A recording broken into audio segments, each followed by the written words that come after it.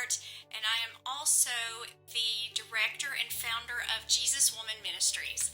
And I'm so glad to come back to you today. We didn't get to have Bible study last week because I just put up a post. And I've been told by some people that they would rather have a post that they read instead of having a video.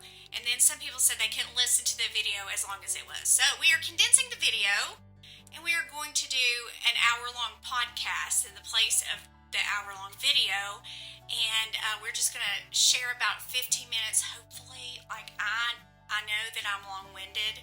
I could talk to you ladies forever, even though I'm just really talking to myself. Technically, I'm here in my bedroom, no one else around, and I'm talking to myself. So if someone's looking in the window right now, they probably think I'm crazy, or I'm talking to somebody on the phone. But anyways, so what we're going to do, and I know this ring light is making rings around my glasses, and they're making me look funky, but it's okay. All right, so what we want to talk about today is, I don't know if you guys read the post that I put up yesterday. Kind of a testimony. One of my very favorite books. Actually, it is my favorite book. I've read it over and over and over and over again, and listened to it over and over and over again, and read quotes over and over again from it. And it is just a book that just speaks about my life. And I don't know how she peeked through my window the whole time I was growing up and saw my life and wrote a book about it. I don't know how that happened, but if you've not read Invited,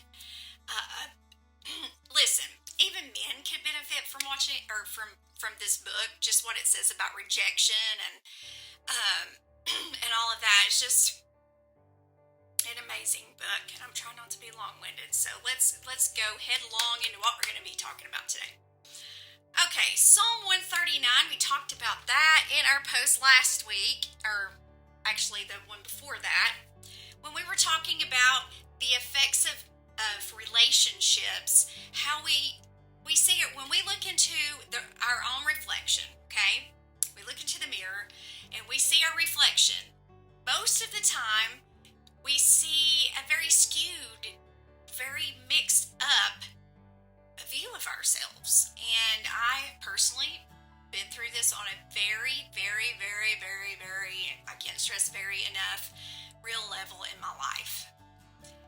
But it was in my weakness that Jesus proved himself to me as being faithful in every situation that I have been in.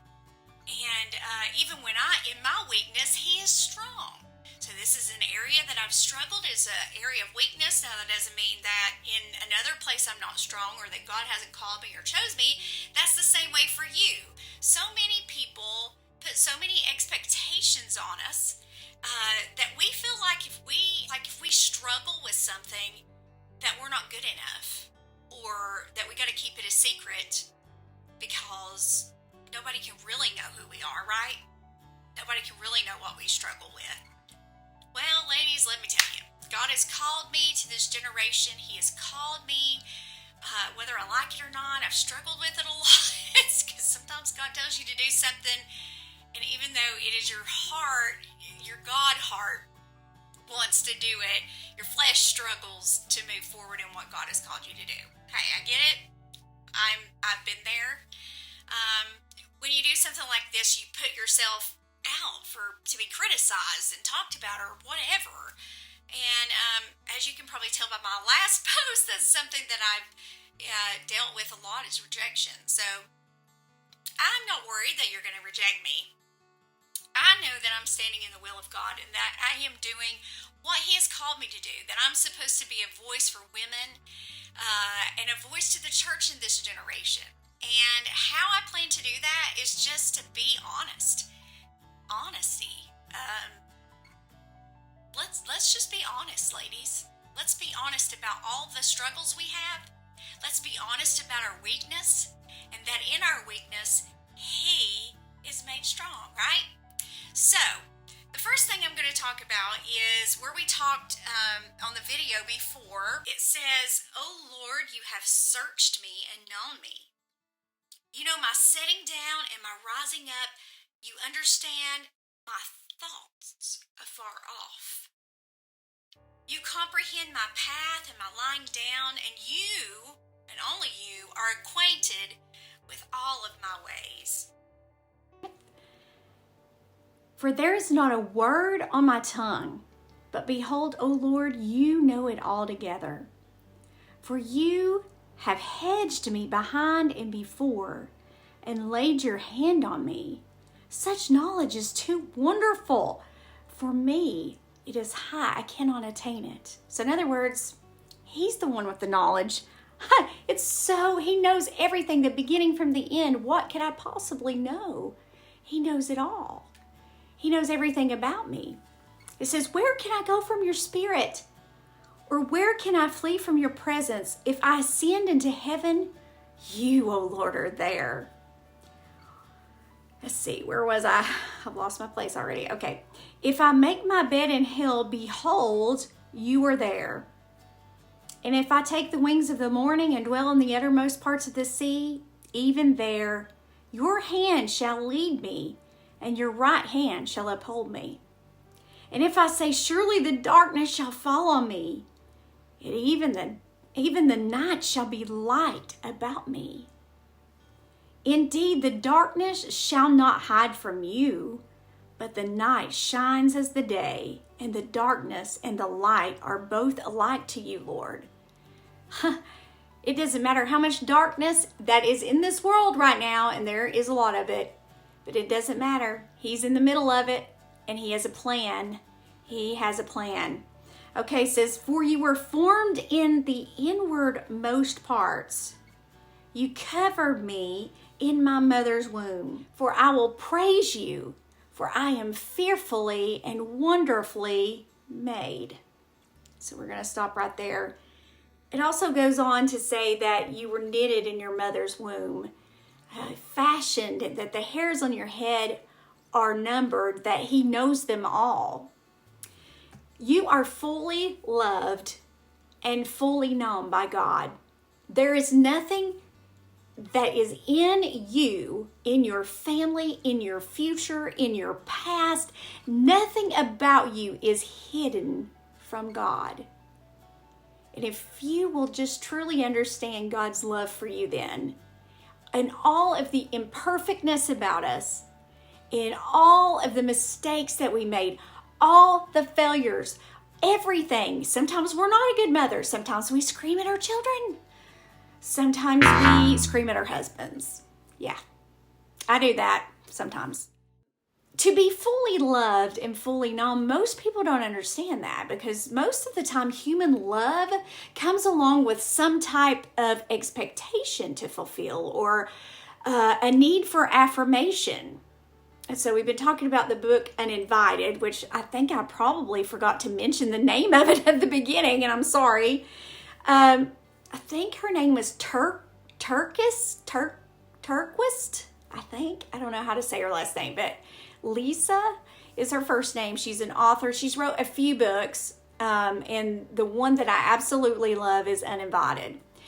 And the reason why it speaks to me so much is because a lot of what she's talking about, I have literally lived. And I have found myself developing patterns my entire life based upon rejection as a child, based upon rejection in certain situations. And it's no one's really anyone's fault. Hurt people hurt people. Repeat after me. Hurt people hurt people. When you understand that not everybody handles hurt and pain like you do, some people become hardened and ugly because of it. Nonetheless, they're still as hurt as you. That has been the hardest thing for me to understand, is that be like, well, why don't friends reciprocate? Why don't they love me like I love them? Why? You just get caught up in that cycle of why, and I'm a whyer. Are you a whyer? I am a whyer. And I always ask God why, and I'm not supposed to ask God why, but I just think I have to know the answer to everything. And maybe that's you. Maybe you're like me. Maybe if you feel like you you need God to explain in detail everything to you, and he's not giving you enough information. That is so much like me. Unfortunately, that's where trust comes in. That's where faith comes in. That's where we have to just take his word for it and trust him. And for those of us who struggle with trust issues on every level, that is really difficult for us to trust God and for us to love ourselves and understand that he loves us fully and he knows all of us. Everything down to your cellulite. He knows it, okay? There is nothing that is hidden from Jesus. Nothing. I don't care what you try to hide from your husband. I don't care what you try to keep under wraps from people at church. I don't care how much you try to hide what you're going through or that little thorn in the flesh that keeps coming up and trying to entrap you and keep you from moving forward. He knows them all. Every bit of it. And you know what? He's not even shocked by it. As a matter of fact, he is acquainted with all of your ways. Everything about you, he knows. And you are fully known and fully loved, even though you are fully known. And I think that is so awesome that Jesus can love me in spite of my crazy. And you were created with very deliberate purpose. Very deliberate purpose. That's hard for some people to understand, especially the fact that women are so hard on themselves and so ugly to other women because for whatever reason, I don't know, we just are. And I'm trying really hard to be very cognizant of my behaviors toward other women. So if you're out there and I've snubbed you or anything over the years, I apologize. I either had something on my mind or you were throwing off some kind of vibe that scared me, okay? Normally, I am not a competitor, and I said that in my post. I hate competition with other women. I'm the one that runs away, and I say, here, you can have it. I don't compete well. If I'm to be picked, it's because somebody wanted to pick me, not because I competed for it. And thank God, in the kingdom of God, Jesus picks us not based upon a competition with other people. My gifts does not make your gifts and your talents any more or any less than mine. So there is no need to compete. God has called us all to the body of Christ. Now, some of us, if you're out there and you've been talking bad about yourself and you've been talking down and you feel like you have no purpose, Chantel came to tell you had purpose today. That Jesus called you and he knew you and you were fully known in him. And there's nothing about you that is not known by him, okay? So understand that. And secondly, the culture of this world, the heartbeat of this world, should not be what you pattern your life after. If you're looking for acceptance from this world, you're never going to get it. You may get something that's like that, but it's all emptiness. It's all empty. Empty. When other people affirm you because you are something that they like or you did something good, all that does is affirm that you have to keep up doing whatever that is to please other people. So when I was a child growing up, I used to compare myself to magazines. So I have this, my friend Heather started selling pharmacy. I actually thought about doing that at one time. So all you pharmacy peeps out there, love you ladies. I have a lot of you on my Facebook page and I love you. And don't all of you send me messages at the same time, want me to sign up under you, because I will freak out trying to please all of you. Don't. Okay? But I want to just show you a little bit. When I was growing up, we would go and get the teen magazines and it would have the girl on the front of it. And she looked a certain way and she had the fashion. She had all of the makeup. She had no cellulite. She was airbrushed from head to toe, and I didn't know that, because that was the message that came out to me was, Chantel, this is the perfect woman, and you're supposed to look just exactly like this, and if you don't, you're not going to be accepted. And part of that was because the culture had taught so many girls that when I got to school and I was poor and I didn't have the clothes that everybody else did, that they were so willing to throw me away because of that. And so, all the catty behavior that comes in. And my mom would say, they're just jealous of you, honey. You're the prettiest one there. I don't care what. That's just the craziest stuff ever. Okay, ladies, if somebody else is pretty, that don't give you a right to be mean to them. What is wrong with us? We are so mean to each other. I can't stand it. It is a vile behavior. God has called us to love one another and to show each other love through our actions. So that means straightening the crown on your sister's head instead of knocking it off like we so much do. I feel like so many women have knocked the crown off my head and then stomped on it with their feet and laughed while they were doing it. That sounds awful, but it's the truth. So this is the image that everybody says we have to live up to, and then we have all these messages of, well, you gotta fit in a size 2 jean, and now it's even went down to like a -0 or something. I mean, it's just like ridiculous. And I ain't talking about y'all real skinny. I'm not like trying to throw off on you. I'm just saying this is not real. These are images of airbrushing and makeup, and yes, it's fantastic. They're beautiful, and I love makeup. I love earrings. But early on, I got into this really bad habit of getting stuck in the comparison merry-go-round, so to speak. So, as a teenager, I'm holding up this magazine, and I'm like trying to, compare myself to this. Now, I'm just using this as an example, but the pharmacy girl here, and I can live up to that.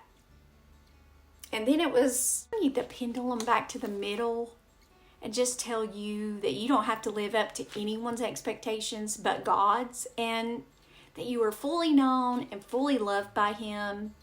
There's no part of you that He doesn't know. So don't let people that don't know anything about you define what you look like, who you are, and make you feel unloved. And that's my message to you today. I hope you loved it. I have so much more to say, but I am going to have to pace myself because I'm long-winded. I could talk to you all day. So what I'm going to do is I'm going to start, if I can, a podcast. I've downloaded the program. I'm going to start working on that, and I have some other stuff I need to get done. Busy lady these days, guys. I covet your prayers, though. I have a certain situation at the Oasis, like as far as a property is concerned, and I can't tell all about that, but I'm asking you to please pray for us at the Oasis, because we need God to move on the hearts of some people for us. And God is faithful to do that. I know He is, and I trust Him. But will you agree with me on that? And if you have a prayer request, will you please send me that prayer request? I ask you guys all the time, what can I pray for you for? I'm going to pray on your behalf. So send that to us, oasiskpt@gmail.com, or you can send it to us on Messenger on Oasis of Kingsport, or you can give me a call, 423-392-1137. We're only open 3 days right now. That's Tuesday through Thursday.